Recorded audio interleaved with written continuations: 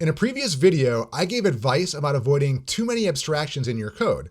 And honestly, I didn't think too much about it afterwards because I just thought it was good common sense. But apparently the exact example I gave touched a nerve with a lot of you because I got a lot of comments in the video basically telling me I'm an idiot. So let's dive deeper into this and see if we can get some clarity on the topic. So what is this abstraction that has everyone riled up? Well, it's called the controller service repository pattern, and it's one you'll commonly see in backend API development. Let's pull up some code and I'll show you how it works. So you can see I'm using Java and Spring Boot here. That's what I'm used to for backend development, especially for enterprise applications. It's great because it has dependency injection built in, has an inversion of control. You're going to get the JPA and Hibernate out of the box as your ORM. And it's a great way to showcase this pattern that I'm talking about because it's very commonly used in this environment. So some of my comments might be specific to Java or Spring Boot, but hopefully most of what I'm talking about here is globally applicable to the pattern in general. First, let me show you a very oversimplified case of how the Spring Boot stuff is going to work and what a repository is. In this case, I have a controller which is going to handle the API requests from Spring and from the HTTP.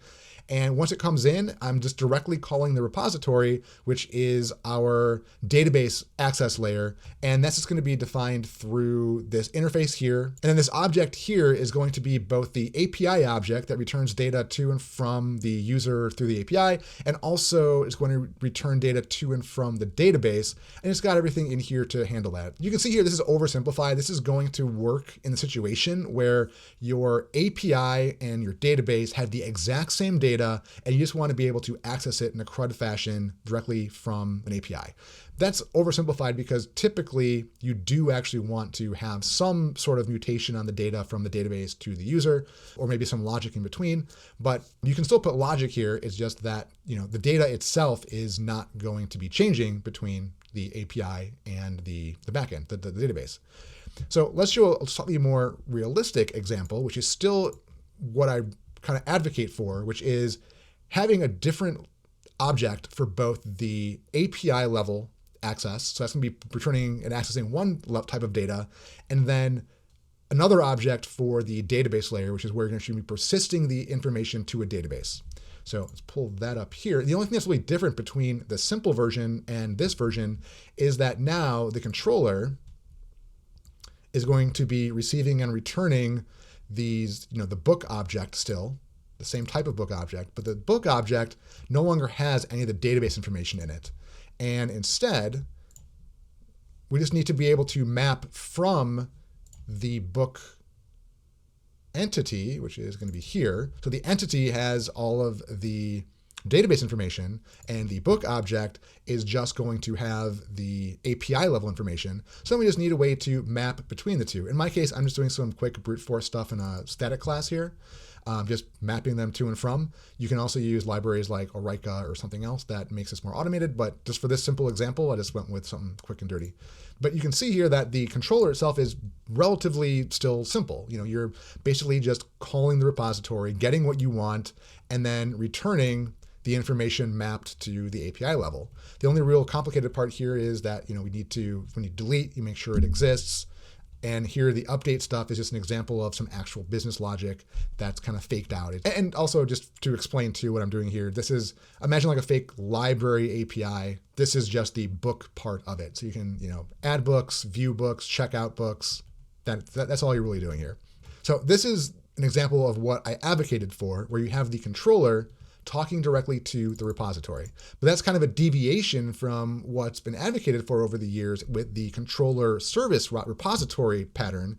And that's what I call here in the complex version. So you can see that now suddenly we have a lot more files because we do actually have to look. If you look at our controller, there's no logic inside of here because it's all being handled by a service class. So if you go and look to see, what is that service class, then, that's an interface. And that interface is defining what the service is allowed to do. So then you actually need to go into the implementation of the service to see what it's doing. And one of the reasons we have so many more files is because when we want to encapsulate the service into its own class, well, we now need to abstract out anything related to HTTP. We don't want the service class to actually deal with anything related to the API layer, to the HTTP layer. Instead of just throwing direct response status exception classes that directly translate to an HTTP error code, instead now we have to return service-specific exceptions. That's this, the book not found exception or the book checkout exception. And then we additionally need a class. So those are new classes right there. And we also need classes to tell Spring, well, when you receive one of those, how do we translate that into a actual HTTP status code? So that's what these other classes are for. And then additionally, we need the interface for the service and the service itself. So suddenly we go from just needing 6 files to needing 12 files to implement the same logic. And my argument about not necessarily needing this pattern out of the gate is, you don't want to over abstract, is because if you look at the service here, it's 71 lines of, and it's calling the repository for all the different methods that we want to call. And if you go look at the version that I'm advocating for, which is the controller doing the same thing, it's the same amount of code. In fact, it's almost identical code. If you look at it, it's like a one-to-one mapping, with the only real difference is what are the exceptions that are being thrown back from either the controller or the service. So now that you've seen the code and you understand what the pattern is, I want to make a couple points first. And the first point is that, my initial argument was made in a certain context. And that context is that it's in a situation where you're prioritizing speed, where you want to be able to ship fast. So, this applies if you're a solo dev, but it also applies if you're working in startup mode, or if you're working in a small team where you're really trying to get things out quickly, or maybe you're just trying to build stuff internally quickly. So in those situations, you really don't want to spend time over abstracting, when instead you could just be using a simpler approach that still gets the job done and still gets it done in a clean way. So that's my context, and maybe your context is different. Maybe you're at a large company or working on a larger team, working in a large mature code base. And so for you, it's more important to have set patterns and standards versus being able to ship as fast as possible. And that's fine, but realize that different perspectives are going to have different priorities. And my second point was one I made in my original video, which is that there's a definite increase in complexity in the last version that I showed you, the actual controller service repository pattern. And that complexity is going to carry forward into additional cost maintaining that code. So you have to ask, what is it actually gaining me? I think it's a fair question to ask, what does this extra code provide? Sure, it follows the pattern, but is that conformity valuable enough to pay for the extra cost of the extra files, the extra lines of code, the extra cognitive load you have to pay when you maintain those files? My third point is, I'm not saying don't ever use the pattern. Even as a solo dev or a small team trying to ship fast, there's going to be times where you do want to use it. Instead, what I'm saying is don't default to using it. In fact, I would flip that around and say default to not using it. Wait until you can actually justify a reason to add that complexity before you add it in. Look at your code and have some sort of criteria. Maybe it's the number of lines that you have in your code base or in that file, or maybe it's just you recognize that you're mixing business logic and data logic, and you want to have a clear boundary between the two. So now you actually go ahead and split that out. The vast majority of cases, you're going to start out with an API that doesn't have any of that, and you can just move on to the next thing and worry about fixing that later when you actually do have that complexity. And specifically with Java and Spring Boot, I know for sure that a lot of the API level logic isn't even in a controller necessarily. For example, if you want to do validation on input, that can be done through Jakarta annotations.